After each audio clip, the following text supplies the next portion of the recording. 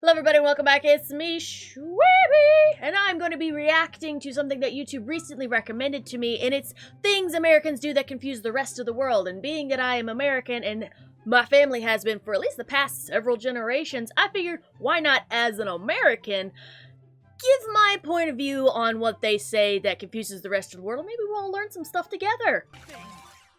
Number 10.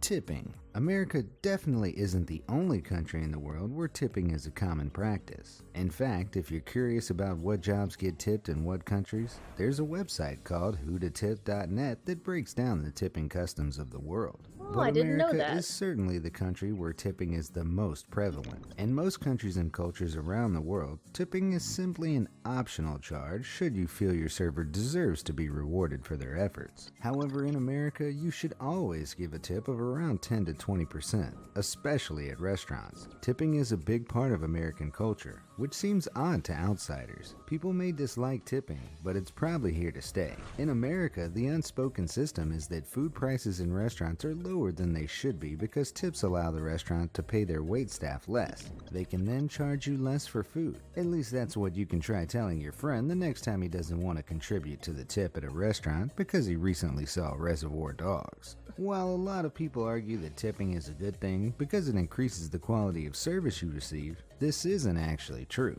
Cornell University published a study that revealed the real reason people tip, more or less, is basically random. And customers who receive great service tip on average just 1% more than those who don't. Lots of people around the world look at America and ask, why not pay service workers a normal amount of money and just make the food more expensive?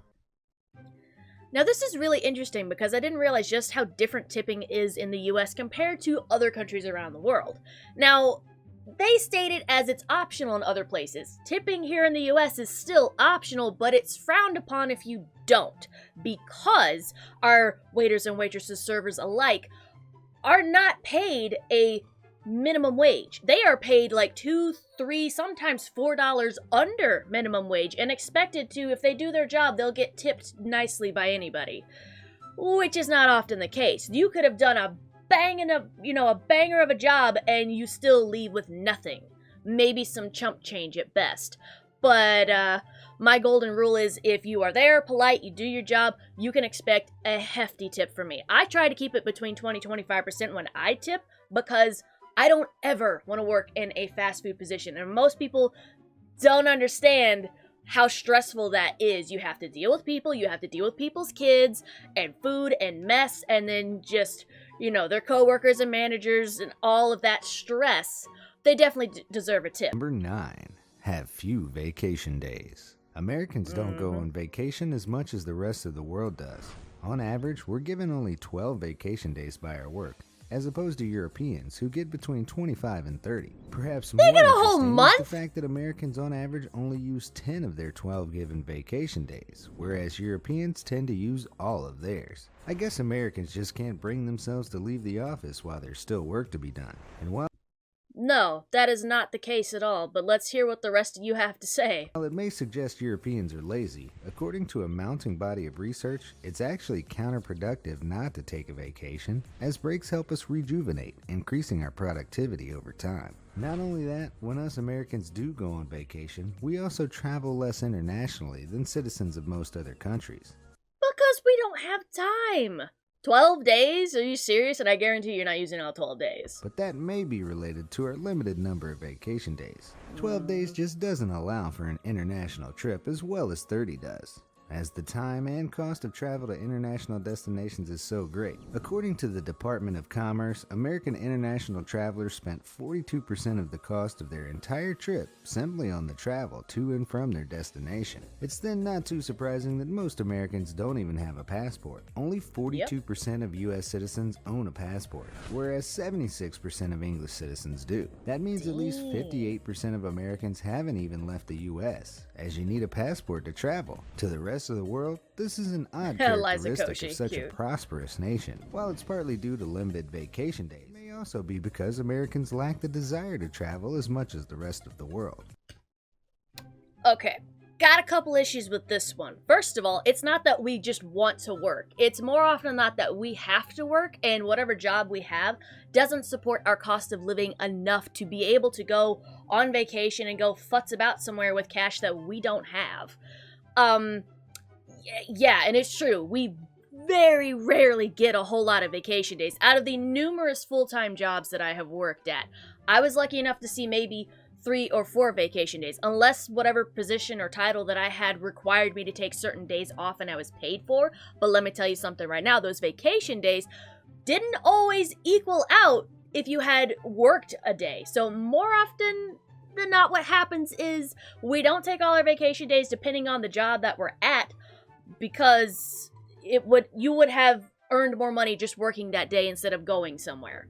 And it's true, we don't really travel a lot, and it's not a lack of a desire to, it's that we don't have the time, it's money we don't have, and sure, we'd love to see the rest of the world, but again, if we don't have the resources or the ability to do so, then we might as well just stay home.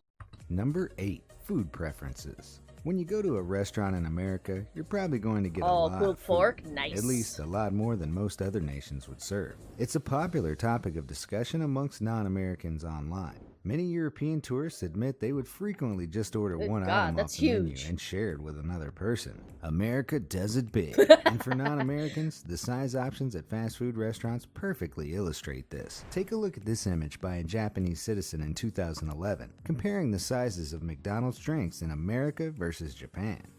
This is a staggering difference.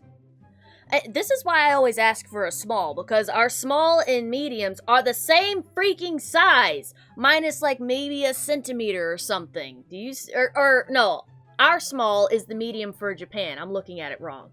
See, so, like, if I could have a Japan small, that would be perfect. I don't need all of that soda and whatever, and half the time I give me a Sprite and then I'll make it last for a couple days. It's too much. But as far as food portions go, yeah, they are massive, and I don't know if that's just because we have taken on this outlook on ourselves that we are massive people. We all have, I'd say, a very healthy appetite for food, but it is kind of questionable as to how big some portion sizes are here and there. The medium Japanese cup is the exact same size as the small American cup, and the American medium cup is larger than the Japanese large. Oh my God. But McDonald's is on the small size. Here are the small sizes at a number of vendors, showing just how much larger a small cup is in America. While many around the world like to joke about how it proves Americans are fat, the truth is a lot of them take away their leftovers in carry-out boxes to eat throughout the week.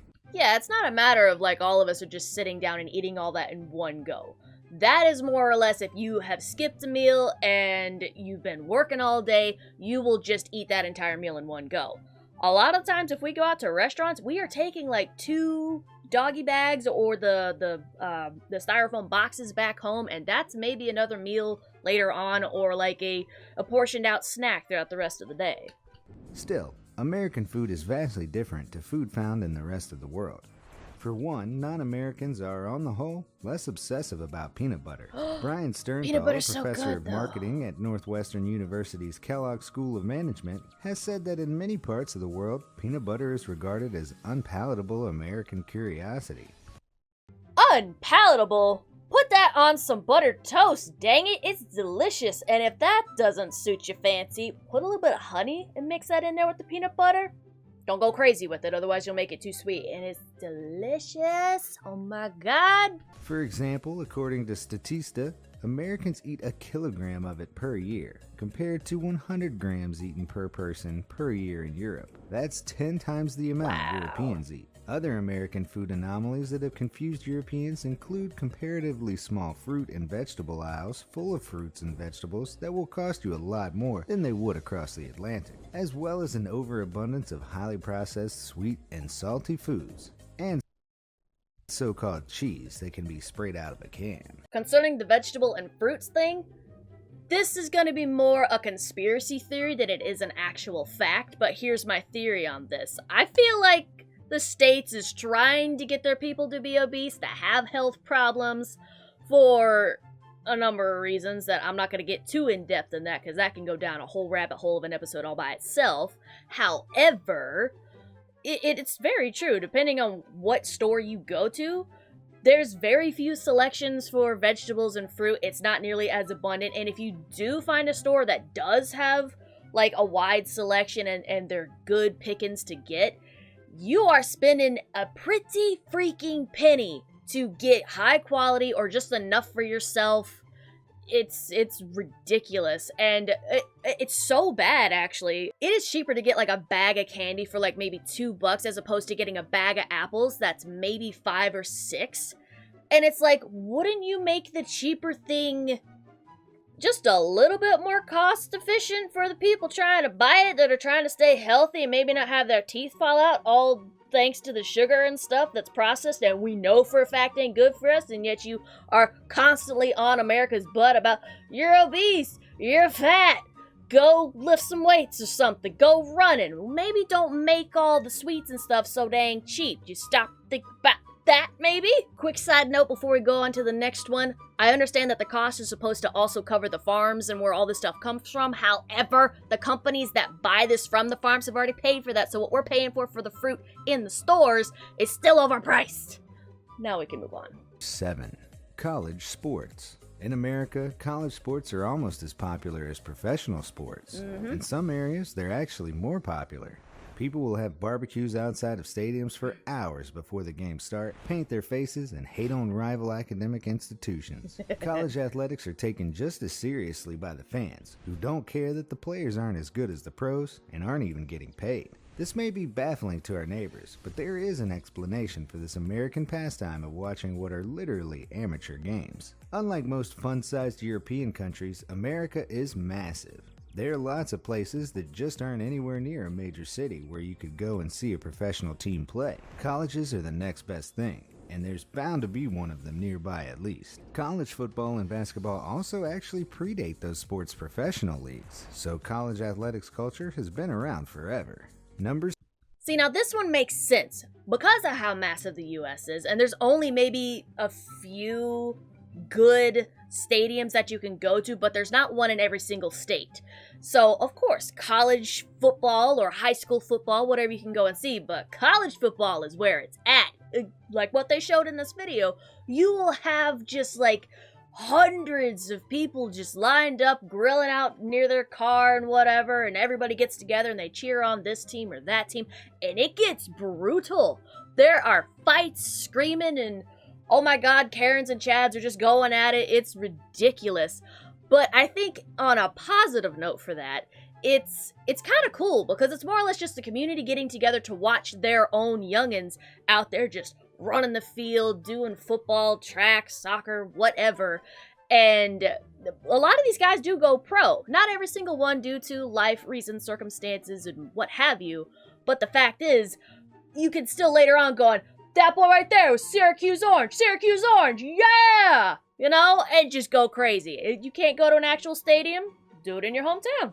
6. Prescription drug commercials. Non-Americans who travel to the U.S. are often surprised to find that there are advertisements for prescription drugs on regular television. You can't go and buy them from stores, so the commercials urge viewers to ask their doctor about them. In 2016, KANTAR Media, a firm that tracks multimedia advertising, reported that nearly 800,000 prescription drug advertisements were aired on television, which was a 65% increase from just 4 years prior. Basically, the reason these commercials don't exist in other countries is because they aren't legal in other countries. In fact, the only other country where these kinds of commercials exist is New Zealand. The U.S. pharmaceutical industry is huge. It generated $425 billion in 2015. If they're allowed to advertise, of course they're going to. And it works. Direct-to-consumer advertised drugs tend to sell better than drugs that aren't. But they're controversial, and it seems the reason America allows them comes down to our free speech protections under the First Amendment. Governments of most countries around the world think they're dangerous, and the research suggests they're not wrong. Even the American Medical Association has called for a ban on them, as these advertisements have been proven by studies to broaden the scope of who gets treated with prescription drugs. They also lead to patients being influenced to take newer, less effective drugs that often cost more. For example, Vioxx, which was later withdrawn as it caused life-threatening side effects such as increasing the risk of heart attack and stroke. So I actually worked in a pharmacy for about 4 years. I was a tech there, so basically I just helped fill the prescriptions and whatever. And we'd always have customers coming in talking about how they saw this new ad for X, Y, and Z something new drug prescription or whatever. They'd talk to the pharmacist because obviously they gotta talk to their doctor, but some were smart to talk to the pharmacist first. And how that works is we actually would have a representative from the new drug company come, and they would talk to the pharmacist going, okay, this is our new thing we have and whatever, and we'll see about stocking your shelves. My biggest issue with this, and I totally agree, we should definitely have a ban on them or only have them in very specific locations like maybe a doctor's office. Because, yeah, people are highly influenced by what they see on media. Duh. That being said, though, because a lot of these drugs are new and they haven't been out on the market, we're basically used as guinea pigs to see what it will and will not do. And oftentimes we have our hypochondriacs or just people that think I have A, B, and Q symptoms, so I should go ask my doctor and see if this will do me any better. There's a plus and minus side to this. So if you have a good doctor, they'll tell you, no, you're fine on what you have. If you have what I'm going to call a bad doctor, is they're getting paid to push the new prescriptions. This is not all doctors, but there are doctors out there that are like this. I know. I worked in a pharmacy for 4 years. Trust me, they exist. They all about that grain. And to finalize my point, out of those 4 years, at least 13 drugs were removed from the market and our shelves while I was there, and I had to do all the freaking paperwork for, and then have my pharmacist sign off on them. So, yeah, it's a problem. 5. Soccer. America, of course, isn't the only country that plays soccer, but we are one of the only countries that calls the game you play with your feet soccer, and the one you play with your hands football. We stand with countries like Australia, Korea, South Africa, and Italy in not calling the sport football. Understandably, it confuses most of the world. So, what is the origin of this counterintuitive name? I vaguely remember this because I recalled researching it for something. It was either a college paper or just a fit of, I need to look this up right now. But it had something to do with... It actually started over in England, and hopefully they'll actually go over what it actually is. But it was something in England, and it had something to do with the, top fancy pants there calling it one thing, and then, the commoners got a hold of it, and they were like, well, we can't call it that because they're playing. I think that's what it was. I could be getting another story mixed, but let's see what they say. Soccer is an abbreviation of association, which came from association football, the official name for the game. The suffix "er" was added as a common jocular slang term of the time. The reason the name is stuck is because American football developed in the mid-19th century, evolving from the British game of rugby. Back then, rugby was loosely known as football, but it was often called rugby to make the distinction. All these sports were about moving the ball forward, but as the game developed across the pond, Americans developed different rules about how you were allowed to do it and what you could wear. The most popular rule set in England ended up being the one where you can only use your feet. And the most popular rule set in America ended up being the one where you get to smash into each other. Hence why the two totally different sports have the same names in the two countries. Now, they are correct with what they covered in this one. I'm not a sports fanatic or even a sports fan personally. However, I did find the site that I had read that went a little bit further into it. So instead of going over that entire thing, I'm just going to leave a link to it down in the description below. So if you want to check that out as to what I was talking about before. But both sides of the coin here are very good points as to why we call it soccer and football here for different reasons as to why it's called rugby and football in other parts of the world. Not including sales tax. Wherever there's a discussion of American sales tax on the internet, you can find non-Americans telling their tales of being shocked at the final price because they didn't realize that sales tax wasn't included. In most countries, the price tag on an item includes the part you have to pay to the government, so that would make shopping in general so much easier. As children, we don't really get that concept, so as kids, when we see the price tag on something and we go, Mom, Dad, can I get so-and-so? And they go, And they look at it, and you can tell they're calculating the math in their head for wherever the heck we are. And they go, honey, we can't afford that for the things that we're trying to get, because that $3 item is probably going to wind up being $4.42 or wherever the heck we are, depending on the state. They better go over the states with this, because each one's different. Build roads and other things, but not here in the U.S. Aha! This is because sales tax in America can vary by county, so something could cost a slightly different amount just a mile away. Yep. Wait, go back to that. Okay. Because sales yeah, that's tax nice. in America Hush, can vary move by your county, face. so something could cost a slight. That's nice. Okay, yep. Here is the full map of U.S. tax. I am up here in New York, where it's 8.49% to $1. It's crazy. Originally, I lived in Virginia Beach, so it was 5.63. That's not bad, but then moving to New York, where the cost of living is higher, plus the sales tax just being higher, it's like, oh my god, all of my money is going places. Away. There are also very specific laws about what gets sales taxed. For instance, if you order coffee to go, there will not be sales tax in California. But if you sit down in the cafe and eat a donut, you will have to pay sales tax. Essentially, with all these rules, it becomes difficult to put things on a price tag. Number 3. Agreed. And it's true, every place that you go to, whether it's a different establishment, a state, and their laws that they have, there are different taxes here and there. Like here in New York, they have what's called a fat tax, and that is a tax that goes towards fattening foods, so like candies, sodas, things that have very high sugar levels to them. And this was an attempt to keep people from buying so much of it, but that's like trying to get smokers to stop smoking by increasing the prices of cigarettes and your other smoking paraphernalia. Trust me, if they can get the money for it, even if that means scrounging it or doing odd jobs, and they want the thing that they want, they will find a way to get the thing that they want. Trust me, that's just how we are. I do think it would be much easier to be purchasing whatever it is you're trying to get your hands on if the sales tax was already included in the price. Have it be just an even slate no matter where you go.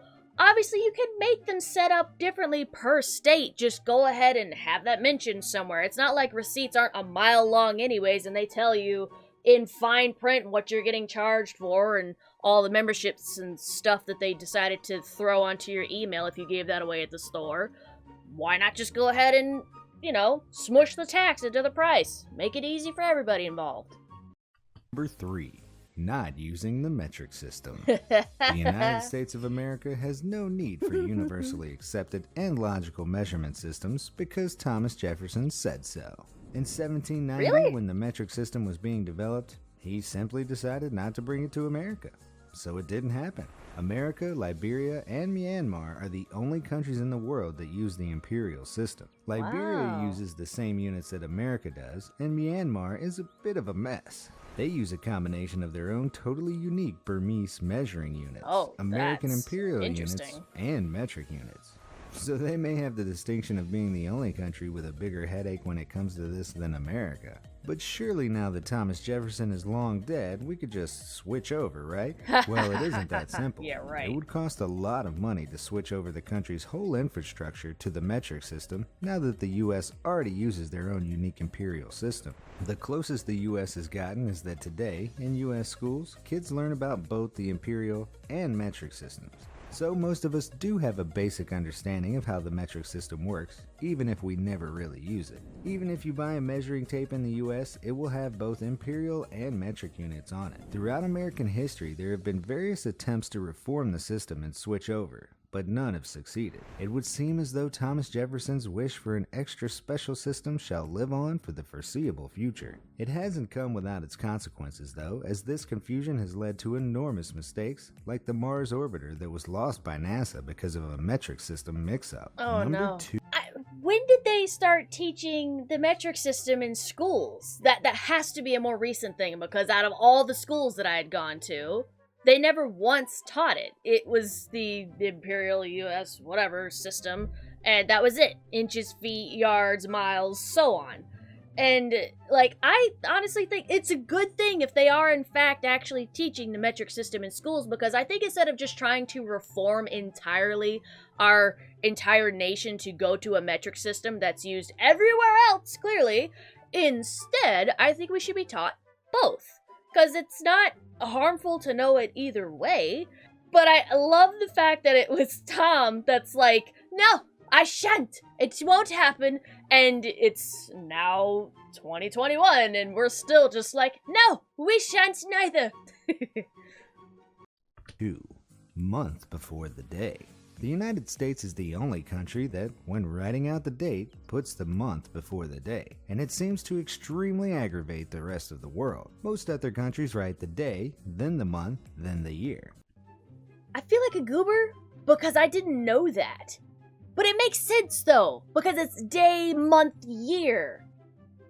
Why do we do it month, day, year? Not that there's anything wrong with it. I think that's just like how we say it in speech, right? Because we go, when someone asks us, okay, hey, what's the date today? And you go, it's March the 15th, 2021.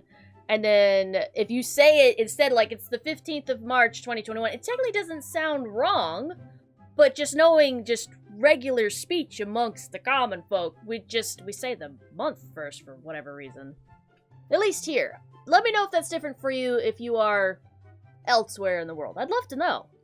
The majority of countries and most of Europe and South America do it this way. It seems logical as the units of time are then in order from smallest to largest. Also seemingly logical is how the date is written in China and Japan, which is year, month, day, or largest to smallest. Day. So why do we format time like this? Because we are crazy and chaotic. That is just the American way. Well, unfortunately, there's no widely accepted answer as to why this is the case. The month-day-year order was used in Britain in the 1800s, but why we chose to keep it when Britain ceased to do so is something of a historical mystery. Not a historical mystery if you think about it. The one thing that Americans are really good at doing is when someone says you have to do it this way, we'll look at you up and down once or twice and then go, no, I'm gonna do it my way. Okay, thanks, bye. So, knowing that Britain had it one way, and then we also had it that way, and they switched it, and we're like, nah, we'll keep it this way, just because. But now we know Britain had it first. How neat. I love learning new things. The best guess is likely that the order reflects how Americans say dates verbally. An American would be more likely to say that it's January 1st, more than they would be likely to say the 1st of. Our notation then could simply be a way of writing out what would be the most conversational. Saying it's like the 1st of January or the 1st of March, I suppose really depends on who you're talking to, whether it's business or if it's casual. But even in casual conversation, I think pretty much the first day is pretty much the only time that I've ever heard someone use the day and then the month. Every now and then, if you're being, as I would describe, hoity-toity, you'll say, like, it's the 22nd of May in 19 so-and-so, just to be kind of a sassy butt, or, again, it's in some kind of a business circumstance. Number 1. Having a drinking age of 21. Yeah, I've heard this is really different. May be in for a shock when they fly to the U.S. and discover that they can no longer legally drink alcohol. While you may already know about this peculiar American practice, what you may not know is why it is the case. In 1984, the U.S. passed a law called the Drinking Age Act. It stated that if a state did not create a minimum drinking age of 21, they would lose up to 10% of their federal highway funding. The states all took the hint and made the drinking age 21. Due to highway funds? Okay, if that's the case now, then why do we still have tolls on our highways? We have tolls just about everywhere. Going from Syracuse to Rochester, if y'all don't know where that is, don't worry about it. Basically, it's a 2-hour drive. There are so many tolls there. They're actually updating the tolls now to where instead of having to stop and hand some person money, they now have these giant pillar-looking things that will just snap a photo of your license, and then like 2-3 days time it'll send you a letter in the mail saying you owe this much, this is a picture of your thing, you drove through here, send this to here, or you can go to www.youdrovethroughherepayusmoney.com. I think this is more than just the highway funds thing. I wonder if this was due to what was it? I think it was in the 30s or something. I'm drawing a blank. It was the thing with the alcohol, and I got banned or whatever. 21. But why 21? Well, America has a long and storied past I'm with so alcohol, smart. including prohibition. Lawmakers didn't just pick the number out of a hat. It dates back centuries to Old English common law, which states a person becomes a full adult aged 21. Okay, then I have another problem with this, because here in the US, legally, you are considered an adult at 18.